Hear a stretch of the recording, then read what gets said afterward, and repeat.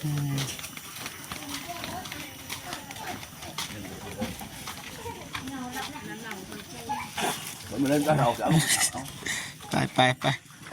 อ๋อหนักเติบพี่น้องนะ50 โลหนักปัญหาก่อนแต่อาศัยแต่เพิ่นโอ้แม่ใส่ได้ลูกนี่โดยบ่ท่านเท่าไรเพราะอาศัยลูกได้ลูกยังหน่อยเลยเขาเบิ่งแต่เพิ่นแม่เล่นผู้ซื้อให้เข้าให้ลูกทุ่งกับน้องเนี่ยขอบใจใจบุญผู้ใจดีซื้อให้เข้าให้ลูกหลานให้ร่ำให้รวยตลอดชีวิต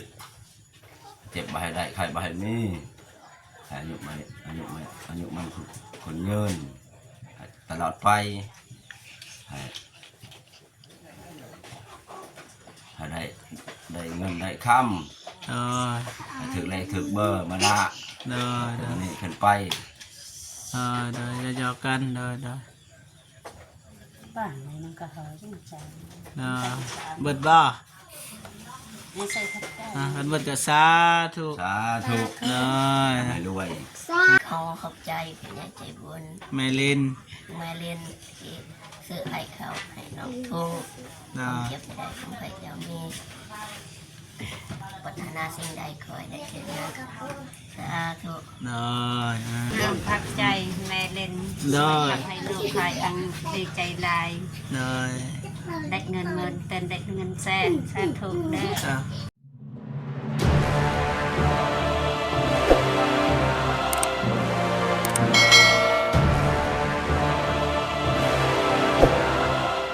กับทักทายสบายดีและสวัสดีพ่อแม่พี่น้องเบิร์ดสุขุสุคนเนาะทั้งในลาวและก็ต่างประเทศเนาะกันยินดีต้อนรับเข้าสู่ซองเบาเจ็บคือเก่าพี่น้องเนาะ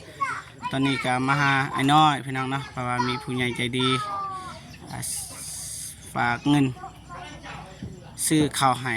ลูกไอ้น้อยพี่น้องเนาะเพราะว่าเห็นมือนั้นซอยน้องเดิมขุดลุ่มส้วมพี่น้องเนาะก็เลยมีจิตใจเมตตาน้องเพิ่นก็เลยส่งเงินมาให้ทางเบาเจ็บหรือให้ซื้อข้าวให้พี่น้องเนาะ1,000 บาทพี่น้องเนาะแต่ว่าเฮาสิไปเบิ่งไปสนกันเลยเนาะ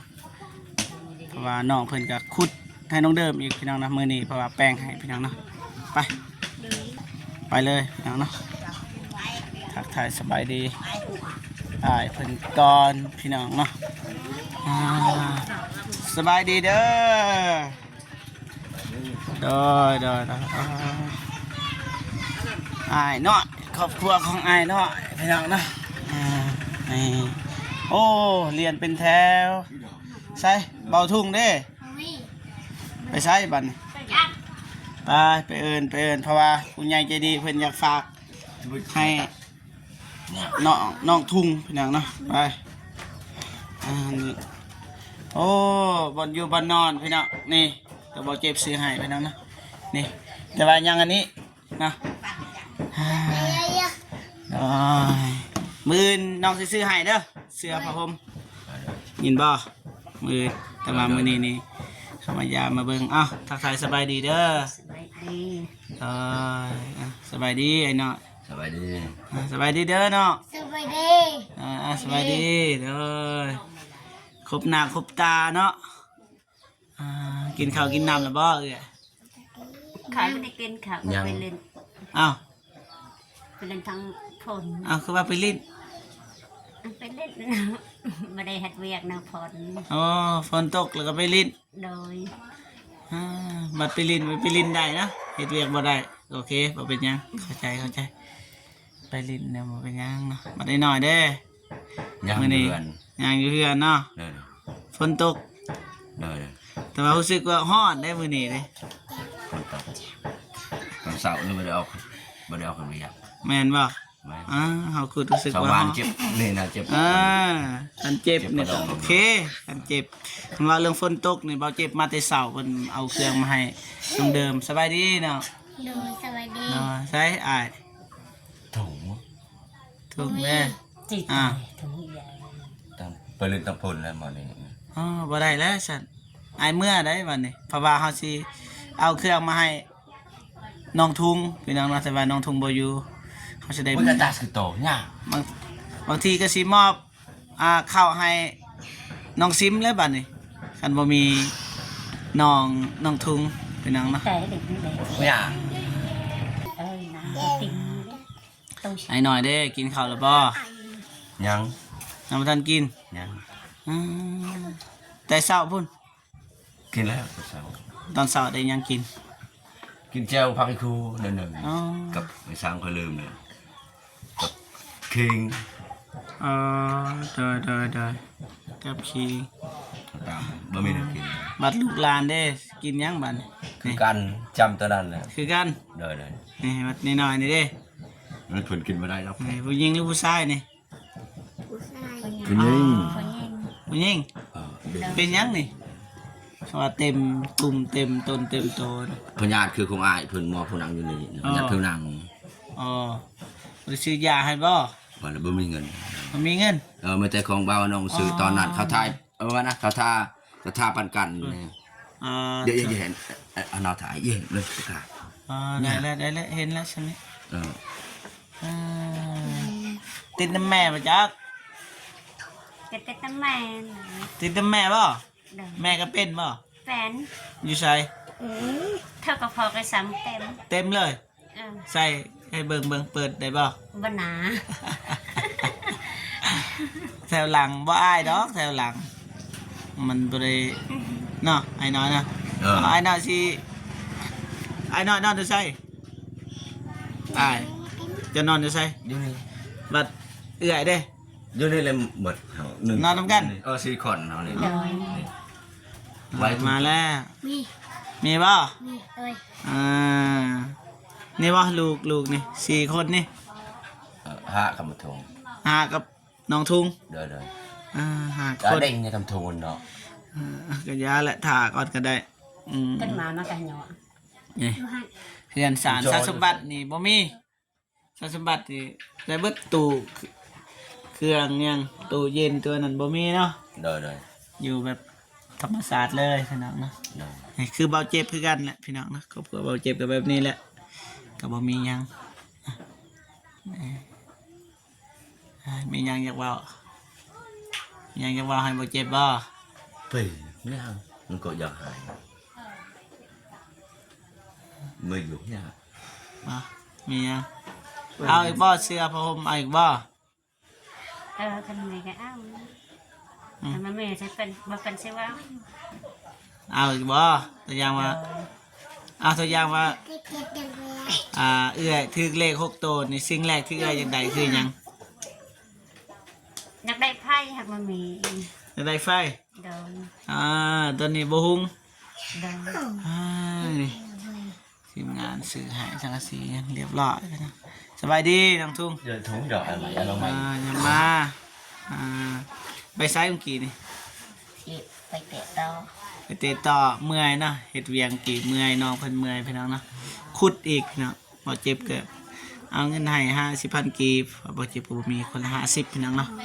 มาแก้ไขเติมบอนเก่าเนาะโอเคบ่ให้เว้าหลายใหญ่ห่างพี่น้องเนาะฟังเด้อบ่ต้องเว้าบ่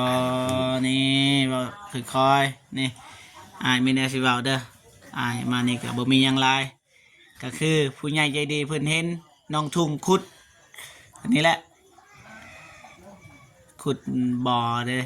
ขุดหลุม เดิน ส้วมพี่น้องเนาะขุดหลุมห้องน้ำนี่แหละเขาเห็นถึงความตั้งใจเขาก็ไอ้ต้นผู้ใหญ่ก็เลยฝากเงินนะบ่เจ็บ 1,000 บาท ให้ไปซื้อเขาแต่ว่าบ่เจ็บซื้อเขาเป็นทีมห้อย แต่ว่าแม่เพิ่นฝาก 1,000 เงินลาวก็630,000แต่ว่าเข้านี่650,000เฮ็ดจังไรบัดนี่มันเกินเด้ เกิน บ่เจ็บต้องจกเงินตัวเองมาใส่นี่เฮ็ดจังไรบัดนี่อ้ายสิใส่แทนบ่ บ่มีเงินนะน้องเอ้ยสิใส่ไทยนักบ่มีเงินย่อมขนาดย่อมอย่าง บ่เป็นหยังบ่เป็นหยัง เดี๋ยวเข้าใจ โดบ่เป็นหยังบ่เจ็บบ่ซื้อนะย่านว่า FC ว่าบางทีเงินเรือเงินบ่เรือเฮาก็ต้องแจ้งพี่น้องเนาะแต่ว่าเงินแม่เพิ่นบ่ครบบ่เจ็บก็เลยเติมใส่นะเพราะว่าข้าวนี่650,000บางห้านก็660,000บางห้านก็670,000 เธอคือน้อง แต่ว่าซื้อข้าวอยู่นี่รุดอีก 650,000แต่ว่าเราต้องเติมเท่าไหร่เพราะว่าเพิ่นฝากมาให้นี่แม่เพิ่นฝากมาให้นี่630,000 20,000 โดย ลายบ่ ลายแล้วครับผมมีเงิน แม่นนะจะได้ดีใจบ่ดีใจแทนลูกชายบ่แบบว่าลูกชายดุมันนะ ดีใจแต่ตำแม่เนี่ยดีใจร้ายลูกสวยสมัย ลูกก็ได้สวยวันนี้เงินก็มื้อนั้นก็ได้อีก300,000อีกมื้อนี้ก็ได้50ได้ข้าวอีกซอมหนึง เดิน ดีใจแทนลูกชายบ่ ดีใจ ดีใจดีบ่ลูกผู้นี้ดีบ่ คิดดี ดี เดิน ดีแห้งบ่ตัวอย่างวันนี้นี่กับน้องๆนี่พอได้ดีที่สุดนี่ ตัวอายกันนี่ ผู้นี้เนาะ คนใหญ่มาคนหาเขาสำเน็จ เก่งเนาะ สมนางในประทันเป็นหาเขาอายคนนี้ก็เป็นหาก็แต่อาศัยแต่เพิ่น โอ้แม่ใส่ได้ลูกนี่ โดย บ่ทันเท่าไดบ่พอใส่ลูกได้ลูกยังหน่อยเด้ บ่ได้ซื้อก็เอามา เขาเบิ่งแต่เพิ่น แต่นี่ไปเวียกกับพ่อ โดย แม่นี่อยู่ซื่อๆคือมื้อนี้นี่ไปลิ้น โดย ป้าเจ้าพี่น้องไงสร้างมีความสุขแท้แม่ก็ได้ ไปหาหับจ้างเลยซื้อไฟนี่มาใส่ต่อไฟใส่เขาจึงหุ้งมันนี่ก็อยู่สะดวกสบาย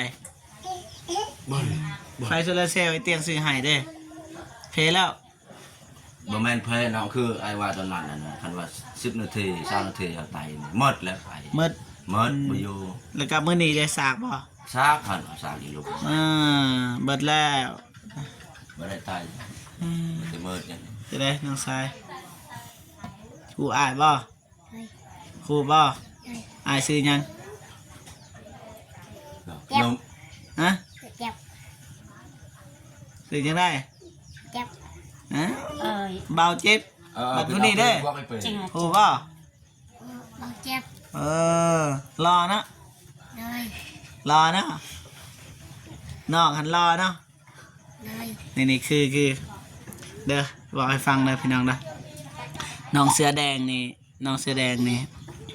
เป็นต้นเหตุที่เฮ็ดให้ได้บ้านหลังนี้พี่น้องเนาะนี่เป็นน้องผู้นี้นี่เป็นต้นเหตุที่ได้บ้านหลังนี้ได้เพราะว่าเบาเจ็บได้ไปทายแต่มีดนี่ไปทายอ้ายแต่ว่าไปมือตอนที่2เอาไปทายน้องผู้นี้เสื้อแดงนี่ได้กลับไทยมือนั้นนี่กับผู้นี้นี่อยู่แต่ว่าผู้นี้บ่ได้เว้าแต่ผู้นี้เว้านี่เฮาก็เอาคลิปนี่ส่งให้เบาเตียงทองเบิ่งแล้วก็เบาเตียงทองก็สัญญาว่าสิลงมาไต่แน่นอนแล้วก็บ่ผิดหวังพี่น้องเนาะพอดีบ่ฮอดเดือนอ้ายเตียงก็ทักมาว่าเบาเจ็บอ้ายสิลงมาแล้วไต่แล้วเบาเจ็บก็เลยพาไปก็ย้อนผู้นี้แหละพี่น้องเนาะพ่อแม่ต้องอย่าลืมผู้นี้เด้ผู้นี้นี่เป็นต้นเหตุเด้ได้เฮือนเด้แล้วก็ FC ฮู้จักฮอดเดียวนี่ย้อนผู้นี้แหละนี่แต่ว่าวิวบ่ดีวิวนี่บ่มีคนเบิ่งแต่ว่าก็เลยส่งคลิปให้เบาเตียงเบิ่งพี่น้องเนาะนี่เนาะต้องขอบใจน้องเพิ่นเด้ยินบ่ เด้อ เข้าใจบ่ที่น้องเว้า เข้าใจแล้ว คันบ่มีน้องผู้นี้บ่อยู่มื้อนั้นนี่บางทีไอ้เตียงประมาณนี้ก็มีเพราะว่าเฮาไอ้ต้นได้เห็นเทือนน่ะบ่มีหยังจักดิ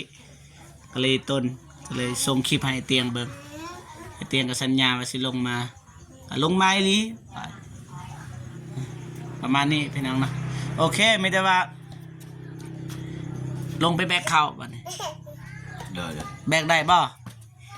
ห้ามเอากับลูก ไป แล้วเขาเจ็บตัวนี้เจ็บประดองเนี่ยบ่อยากได้ ไปอย่าไปลงบัดนี้ลงไปเอาข้าวอันนี้คนอื่นทายอยู่นี่แหละ เงา บ่มี ไป ปาม ไอ้น้อยไป เงาลงจุด เอาเข้าบาทนี่ไป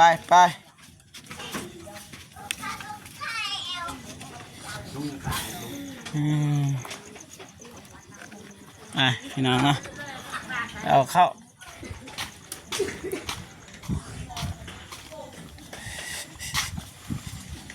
มา แบกได้ป่ะ เจ๊ โอ้โอ้ เลยเว้ย ไปแน่ลูกก็พออืม